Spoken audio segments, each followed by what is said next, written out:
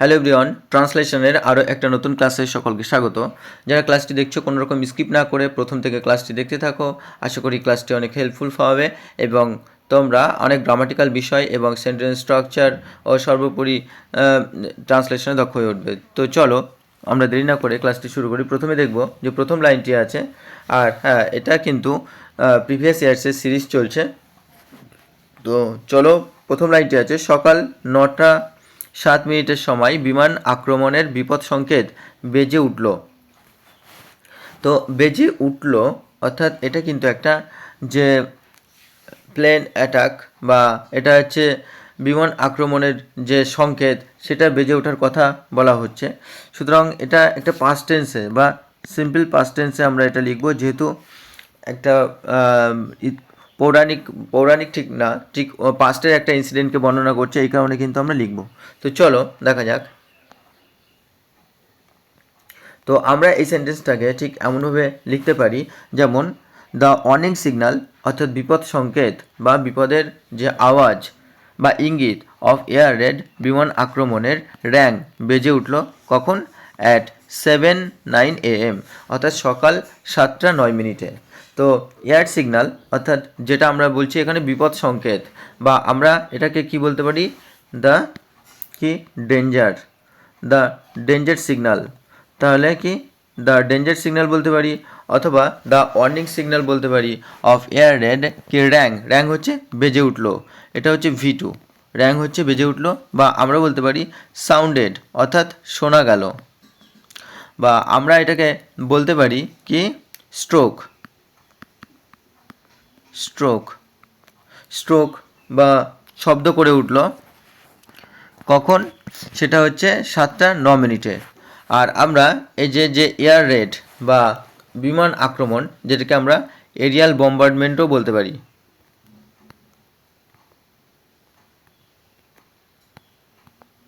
Arial bombardment. তাহলে আমরা Arial bombardment বলতে পারি এয়ার রেডকে, বা আমরা ওয়ার্নিং সিগন্যালকে আমরা ডেঞ্জার সিগন্যাল বলতে পারি, বা আমরা এটাকে রেড অ্যালার্টও বলতে পারবো, red alert, danger signal, red alert.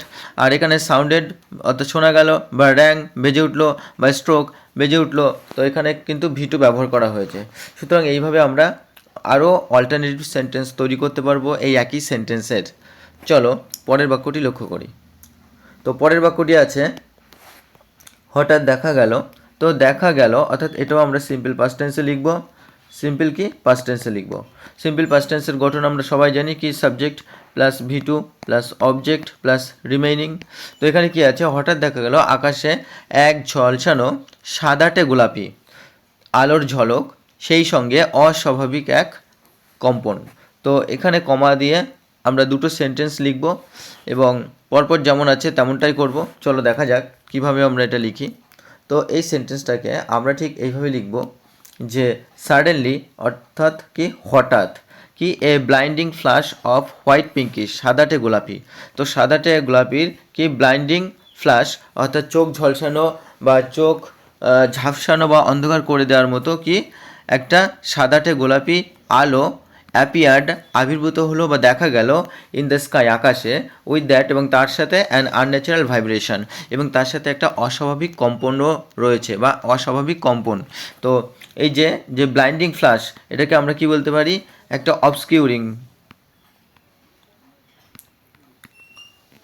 অবস্কিউরিং flash, বা আমরা এটাকে কি বলতে পারি? ব্লারিং ফ্ল্যাশ, বা আমরা এটাকে বলতে পারি কি ডিমিং ফ্ল্যাশ। তাহলে তোমরা এই এক্সট্রা ওয়ার্ড লিখে নেবে। আর হোয়াইট পিঙ্কিশ হচ্ছে সাদা গোলাপিতে, আর হচ্ছে ফ্ল্যাশের অর্থ কি? ফ্ল্যাশের অর্থ হচ্ছে ঝলসানো বা গ্লিমস বা ঝলক বলতে পারি, আমরা গ্লিমস বলতে পারি, বা আমরা এটাকে কি বলতে পারি? গ্লো বলতে পারি, বা আমরা এটাকে গ্লান্সও বলতে পারি, গ্লান্স। তো এর সাথে আমরা অ্যাপিয়ার্ড দেখব। অ্যাপিয়ার্ড অর্থাৎ যেটা আমরা দেখতে পেলাম বা যেটা আবির্ভূত হলো, তাহলে আমরা এটা রাইজ হচ্ছে উদিত হলো, বা আমরা বলতে পারি রোজ, বা রাইজেন, বা এটাকে আমরা অ্যারোজও বলতে পারি, অ্যারোজ। তো অ্যাপিয়ার্ড, অ্যারোজ বা কি রোজও বলতে পারি। আর এটা কি দেখা গেল, বা আমরা এটাকে কি বলতে পারি, যে সও বলতে পারি, দেখা গিয়েছিল।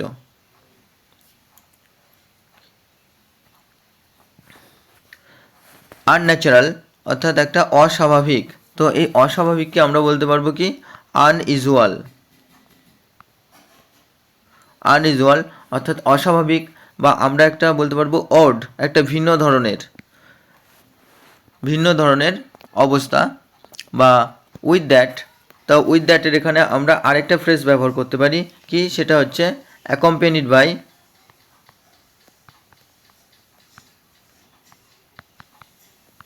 অ্যাকম্পেনিড বাই অর্থাৎ তার সাথে বা সেই সাথে বলতে পারি। আর ভাইব্রেশন হচ্ছে কি, ভাইব্রেশন হলো কম্পন, যেটাকে আমরা বলতে পারি ট্রিমর,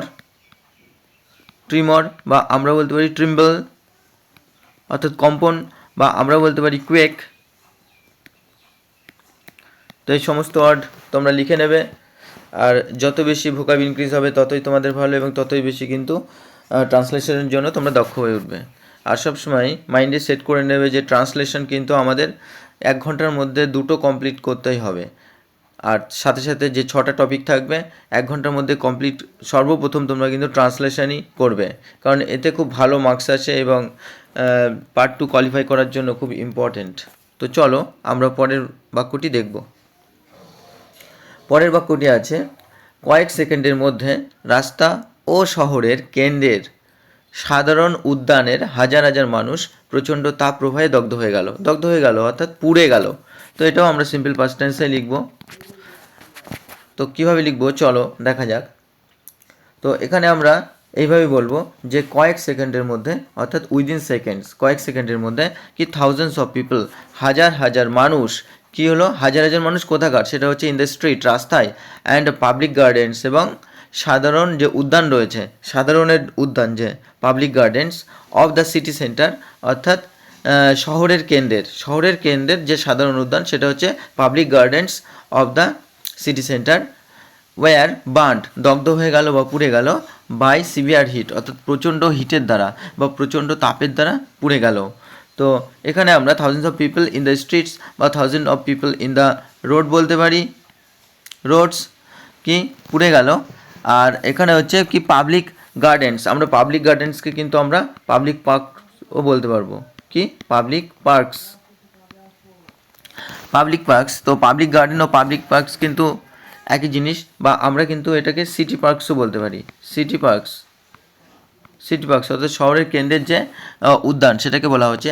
আর সিটি সেন্টারকে আমরা কি বলবো, সিটি সেন্টারকে কিন্তু আমরা এটা সেন্ট্রাল, আমরা কিন্তু এটা আমরা কি বলতে পারি এটাকে, আমরা এটাকে সেন্ট্রাল সিটিও বলতে পারি, সিটি সেন্টার বা সেন্ট্রাল সিটি।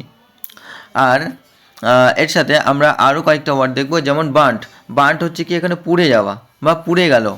তো এটা যেহেতু বার্ন হচ্ছে 1 নম্বর ফর্ম হচ্ছে কি বার্ন, তার থেকে এসছে বার্ন্ট অর্থাৎ পুড়ে গেল V2। তো বার্নকে আমরা স্কোর্সডও বলতে পারি, স্কোর্সড অর্থাৎ তাপে দগ্ধ হয়ে গেল, বা আমরা এটাকে কিন্তু ইনফ্লেমডও বলতে পারি অর্থাৎ ঝলসে গেল। আর সিভিয়ার হিট অর্থাৎ যেটা হচ্ছে প্রচণ্ড তাপ, বা আমরা এটাকে বলতে পারি ইন্টেন্স হিট, বা আমরা এটাকে বলতে পারি অ্যাকুইট হিট মানে তীব্র তাপ, বা আমরা এটাকে বলতে পারি বিটার একটা মারাত্মক তাপ, বা আমরা এটাকে বলতে পারি হেভি হিট, বা আমরা এটাকে বলতে পারি একটা স্ট্রং মানে প্রচণ্ড তাপে বা স্ট্রং হিট। তো এই সমস্ত ওয়ার্ড তোমরা লিখে নেবে। তো চলো আমরা পরের বাক্যটি লক্ষ্য করি। পরের বাক্যটি আছে, দেওয়াল, বাড়ি, কারখানা এবং অন্যান্য অট্টালিকা যা কিছু তাপপ্রবাহের মুখে দাঁড়িয়েছিল অর্থাৎ ওই তাপপ্রবাহের মধ্যে পড়েছিল, তার প্রত্যেকটি সম্পূর্ণভাবে ধ্বংস হয়ে গেল। এটাও সিম্পল পাস্ট টেন্সে হবে। তো চলো আমরা দেখি বাক্যটিকে কিভাবে লিখতে পারি। তো বাক্যটি আমরা ঠিক এইভাবে লিখব যে দেওয়াল, বাড়ি, কারখানা অর্থাৎ ওয়ালস কি, তারপরে houses, factories and other buildings এবং অন্য যে অট্টালিকা রয়েছে, that stood in the way of the heat wave অর্থাৎ ওই তাপ তরঙ্গের যে ওয়েভে যে অর্থাৎ ওই ওয়েবের মধ্যে যে সমস্ত জিনিস পড়েছিল, জিনিস বলতে এখানে ওয়ার্ল্ডস, হাউজেস, ফ্যাক্টরিজ আর আদার্স বিল্ডিংস, অর্থাৎ অন্য অট্টালিকা যেগুলো পড়েছিল, কি ইচ অফ দেম, অর্থাৎ তাদের মধ্যে প্রত্যেকটি সম্পূর্ণ ধ্বংস হয়ে গেল। ইচ অফ দেম অর্থাৎ প্রত্যেকটি কি ওয়াজ কমপ্লিটলি ডেমোলিশড, অর্থাৎ প্রত্যেকটি ধ্বংস হয়ে গিয়েছিল, সম্পূর্ণরূপে ধ্বংস হয়ে গিয়েছিল। তো এখানে আমরা কি বলতে পারি, এখানে আমরা অল্টারনেটিভলি কিন্তু আমরা বিভিন্নভাবে লিখতে পারি। তো যেমন এখানে আমরা দেখব কমপ্লিটলি কিন্তু আমরা বলতে পারি যে ফুললি, অর্থাৎ সম্পূর্ণরূপে কি ধ্বংস হয়ে গিয়েছিল। কমপ্লিটলি, ফুললি, বা আমরা বলতে পারি কি অ্যাবসোলিউটলি অর্থাৎ সম্পূর্ণরূপে, বা আমরা বলতে পারি কি এন্টায়ারলি অর্থাৎ সম্পূর্ণরূপে। সুতরাং এক্সট্রা ওয়ার্ড তোমরা লিখে নেবে। আর এখানে ডেমোলিস্ট হচ্ছে ধ্বংস হয়ে গেল, বা আমরা এটাকে কি বলতে পারি কি ডিস্ট্রয়েড অর্থাৎ ধ্বংস হয়ে গেল, বা আমরা এটাকে বলতে পারি কি রুইন্ড বা ধ্বংসপ্রাপ্ত হয়ে গেল। তো এইভাবে কিন্তু আমরা একের পর এক সমস্ত সেন্টেন্সগুলির যে এক্সট্রা সিনোনিমস রয়েছে, সমস্ত ওয়ার্ডগুলির যে এক্সট্রা সিনোনিমস রয়েছে সেগুলো আমরা লিখব, এবং তোমরা খাতায় নোট ডাউন করে নেবে। যত বেশি লিখবে তত বেশি কিন্তু তোমরা শিখতে পারবে। তো চলো পরের বাক্যটি দেখি। পরের বাক্যটি রয়েছে যে ঘোড়া, কুকুর এবং গবাদি পশুও মানুষের মতো একই নিয়তির বলি হলো, অর্থাৎ এই একই ভাগ্যের কাছে তার হেরে গেল, বা ধ্বংস হয়ে গেল, বা শেষ হয়ে গেল। এইভাবে আমরা, বা একই অবস্থার কাছেও আমরা বলতে পারি। তো কিভাবে লিখব চলো দেখি লাইনটি। তো লাইনটি আমরা ঠিক এইভাবে লিখব যে ঘোড়া, কুকুর এবং গবাদি পশুও, horses, dogs and cattle also, অর্থাৎ ঘোড়া, কুকুর এবং গবাদি পশু হচ্ছে গবাদি পশু ক্যাটেল। আর ক্যাটেল বলতে এখানে কিন্তু সমস্ত যে গবাদি পশু রয়েছে তাদেরকে একসাথে বোঝায়। আর অলসো এন্ডিওর্ড, তারা কি সহ্য করলো, তারা ভোগ করলো কি দ্য সেম ফেট, একই ধরনের অবস্থা বা একই ধরনের ভাগ্য, অ্যাজ হিউম্যানস, মানুষদের মতো, অর্থাৎ মানুষদের যে ক্ষতি হলো তাদেরও কিন্তু সেই একই রকমভাবে ক্ষতি হলো, বা তারাও একই রকমভাবে মারা গেল। তো এই যে এন্ডিওর্ড হচ্ছে, আমরা কি বলতে পারি, এন্ডিওর্ডকে আমরা বলতে পারি টলারেটেড, অর্থাৎ তারা সহ্য করলো, একই পরিস্থিতি তারাও সহ্য করলো, বা আমরা বলতে পারি সাফার্ড, তারা ভোগ করলো, একই কন্ডিশন বা একই অবস্থা তারা ভোগ করলো, বা আমরা বলতে পারি যেমন ফেট, বা আমরা বলতে পারি লাক, বা সেম ফরচুন বলতে পারি। তো লাক, ফরচুন এগুলো তোমরা লিখে নেবে, বা আমরা ডেস্টিনি বলতে পারি, একই ভাগ্য তাদের জন্যও রইল। তো এইভাবে কিন্তু আমরা অল্টারনেটিভ সেন্টেন্স বানাতে পারবো, অল্টারনেট বিভিন্ন ধরনের ওয়ার্ডের মাধ্যমে। ওয়ার্ডগুলো কিন্তু খুবই ইম্পর্টেন্ট, তোমরা লিখে নেবে। তো চলো পরের বাক্যটি দেখি। পরের বাক্যটি আছে যে এমনকি উদ্ভিদ জগতও নিষ্কৃতি পেল না, অর্থাৎ তার থেকে কি ছাড় পেল না, বা তার থেকে বাঁচলো না, এমনটা আমরা বলবো। তো চলো আমরা সেন্টেন্সটা কীভাবে লিখবো। এই সেন্টেন্সটাকে আমরা ঠিক এইভাবে লিখব যে ইভেন, অর্থাৎ এমনকি দ্য প্লান্ট কিংডম, অর্থাৎ উদ্ভিদ জগতও কি ওয়াজ নট স্পেয়ার্ড, অর্থাৎ বাদ পড়লো না। তাহলে উদ্ভিদ জগৎ বা প্লান্ট কিংডমও কি তার থেকে বাদ পড়লো না, বা স্পেয়ার্ড তার থেকে রক্ষা পেল না। আমরা এইভাবে বলতে পারি যে রেস্কিউড, অর্থাৎ উদ্ধার পেল না, বা আমরা বলতে পারি এক্সেমটেড, অর্থাৎ নিষ্কৃতি পেল না বা মুক্তি পেল না তার থেকে, বা রিলিভড, অর্থাৎ বাঁচতে পারলো না। তো আমরা কিন্তু এইভাবে লিখতে পারবো। তো চলো পরের বাক্যটি দেখি। সন্ধ্যার মধ্যে আগুন কমতে শুরু করলো এবং তারপর নিভে গেল। তো এটাও আমরা দুটো ভার্ব কিন্তু দেখতে পাচ্ছি, যে শুরু করলো আর নিভে গেল। তো এখানে আমরা V2 ব্যবহার করব, এখানেও V2 ব্যবহার করব, কারণ কি এটা কিন্তু পাস্ট টেন্সের, সিম্পল পাস্ট টেন্সে বোঝাচ্ছে। আর এখানে আমরা দুটো ভার্ব দেখতে পাচ্ছি। আর সন্ধ্যার মধ্যে, তো প্রথমে আমরা লিখব, আর এখানে সাবজেক্ট কি আগুন। তো চলো শুরু করি কিভাবে লেখা যায়। তো আমরা কিন্তু ঠিক এইভাবে লিখব যে বাই দ্য ইভিনিং, অর্থাৎ সন্ধ্যা নাগাদ। সন্ধ্যার মধ্যে বলতে কি এখানে এক্স্যাক্ট যেহেতু কোনো বিস্ফোরণের সময় কোনো নির্দিষ্ট টাইম থাকে না, টাইম থাকলেও সেটা এক্স্যাক্ট টাইম কেউ বলতে পারে না, সেটা অনুমান করেই বলা হয়। তো বাই দ্য ইভিনিং অর্থাৎ সন্ধ্যার সময় বা সন্ধ্যা নাগাদ বা সন্ধ্যার মধ্যে দ্য ফায়ার অর্থাৎ আগুন স্টার্টেড টু ডিক্রিজ কমতে শুরু করলো। স্টার্টেড এটা হচ্ছে V2 অর্থাৎ কমতে শুরু করলো, কি ডিক্রিজ মানে কমা, কমতে শুরু করলো। অ্যান্ড দেন এবং তারপর কি পুট আউট, পুট আউট হচ্ছে নিভে যাওয়া, বা এখানে কিন্তু আমরা পুট আউটের তিনটে ফর্মই অর্থাৎ V1 V2 এবং V3 একই ফর্ম লিখি, put out put out put out অর্থাৎ নিভে গেল। তাহলে কি স্টার্টেড, স্টার্টেড হচ্ছে শুরু করেছিল, বা আমরা এটাকে বলতে পারি কি বিগান, বিগান হচ্ছে শুরু করেছিল। তাহলে বিগান টু কি ডিক্রিজ বা স্টার্টেড টু ডিক্রিজ, বা আমরা এটাকে বলতে পারি কমেন্সড, কমেন্সড অর্থাৎ এটা শুরু করেছিল। তো কি ডিক্রিজ অর্থাৎ কমতে বা কমতে শুরু করেছিল, এটা ডিক্রিজ করতে শুরু করেছিল, বা আমরা এটাকে কিন্তু বলতে পারি কি রিডিউস। তাহলে আমরা কি স্টার্টেড টু ডিক্রিজ লিখতে পারি, স্টার্টেড টু রিডিউস লিখতে পারি, বা আমরা বিগান টু রিডিউস লিখতে পারি, বিগান টু ডিক্রিজ লিখতে পারি, বা আমরা এটাকে বিগান টু ডিমিনিশ লিখতে পারি অর্থাৎ কমতে শুরু করলো। তো এইভাবে আমরা লিখতে পারবো। আর পুট আউট, পুট আউট হচ্ছে কি নিভে যাওয়া। তো পুট আউট কিন্তু আমরা এক্সটিংগুইশও লিখতে পারি, এক্সটিংগুইশড অর্থাৎ নিভে গেল। তো পুট আউট নিভে গেল বা এক্সটিংগুইশ নিভে গেল। তো এটা হচ্ছে কি ফ্রেজাল ভার্ব। তো এটা হলো কি ফ্রেজাল ভার্বস, আর এটা হলো ফ্রেজাল ভার্বসের আমরা মেন ভার্ব বলতে পারি। তো চলো আমরা পরের বাক্যটি দেখি। পরের বাক্যটি আছে যে পোড়াবার মতো আর কোনো বস্তু অবশিষ্ট রইল না। পোড়াবার মতো অর্থাৎ দোকানে যা যা ছিল সমস্ত কিছুই পুড়ে ছাই ভস্ম হয়ে গেল, অবশিষ্ট কিছু রইল না। তো চলো আমরা এটা কিভাবে লিখব। এটাকে আমরা ঠিক এইভাবে লিখবো যে দেয়ার ওয়াজ নাথিং, সেখানে আর কিছু অবশিষ্ট রইল না, সেখানে আর কিছু পড়ে রইল না। দেয়ার ওয়াজ নাথিং লেফট, সেখানে আর কিছু পড়ে রইল না, অবশিষ্ট রইল না। টু বার্ন অর্থাৎ পোড়াবার মতো। তো নাথিং লেফট অর্থাৎ লেফট বলতে কি এখানে অবশিষ্ট রাখা, বা আমরা এটাকে লেফট ওভারও বলতে পারি। কোনো কিছু অবশিষ্ট রইল না, অবশিষ্ট কি কোনো কিছু অবশিষ্ট রইল না। টু বার্ন, বার্ন হচ্ছে পোড়ানো, বা এখানে আমরা বলতে পারি যে নো রিমেন্সও কিন্তু আমরা বলতে পারি কি দেয়ার ওয়াজ নো রিমেন্স, সেখানে কোনো অবশিষ্ট রইল না। তো আর আগে আমরা বার্ন দেখেছি, তো বার্নের আমরা যেটা বার্ন লিখেছিলাম অর্থাৎ সেই একই বার্ন, অর্থাৎ ওখানে V2 ব্যবহার করা হয়েছে, আর এখানে যেহেতু আমরা 2 ব্যবহার করেছি, 2 ব্যবহার করলে অর্থাৎ ভি বা 2 প্লাস V1 যেটাকে আমরা ইনফিনিটিভ বলি, ইনফিনিটিভ। তো এখানে ইনফিনিটিভ ব্যবহার করা হয়েছে। আর বার্নের কিন্তু আমরা এখানে কি লিখতে পারবো, ইনফ্লেমড লিখতে পারবো বা স্কোর্সড লিখতে পারবো। যেহেতু এটা V1 তো সেক্ষেত্রে আমাদের কি লিখতে হবে তাহলে কি বার্ন স্কোর্স, স্কোর্স, বা আমরা এটাকে বলতে পারবো ইনফ্লেম, পোড়ানো বা দগ্ধ করা। তো চলো আমরা পরের বাক্যটি দেখি।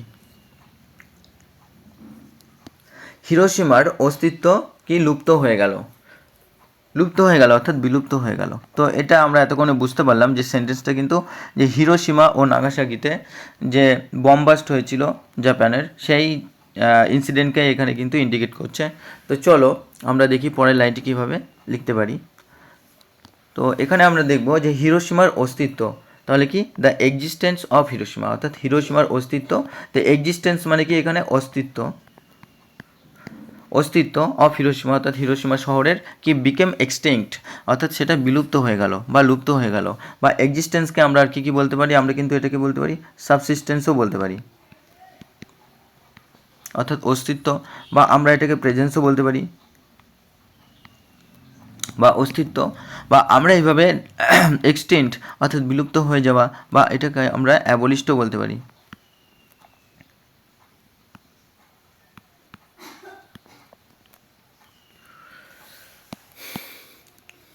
তো সুতরাং এইভাবে কিন্তু আমরা এইভাবে আমরা বিকেম এক্সটিংক্ট বা দ্য এক্সিস্টেন্স অফ হিরোশিমা অ্যাবলিস্ট এরকম আমরা লিখতে পারি। সুতরাং এইভাবে কিন্তু আমরা একাধিক শব্দের মাধ্যমে একাধিক সেন্টেন্স তৈরি করতে পারবো। সুতরাং তোমরা আশা করি যারা প্রথম ক্লাসটি দেখছো তাদের কাছে খুবই ইম্পর্টেন্ট বা খুবই ভালো লেগেছে ক্লাসটি, এবং যারা প্রতিনিয়ত ক্লাস দেখো তাদের তো অসংখ্য ধন্যবাদ। তোমরা এইভাবে লাইক কমেন্ট শেয়ার করে পাশে দেখো, এবং আরও তোমাদের জন্য যাতে আরও বেশি বেশি ক্লাস নিয়ে আসতে পারি তার চেষ্টা করছি। তো ধন্যবাদ সকলকে, চলো দেখা হচ্ছে পরবর্তী ক্লাসে।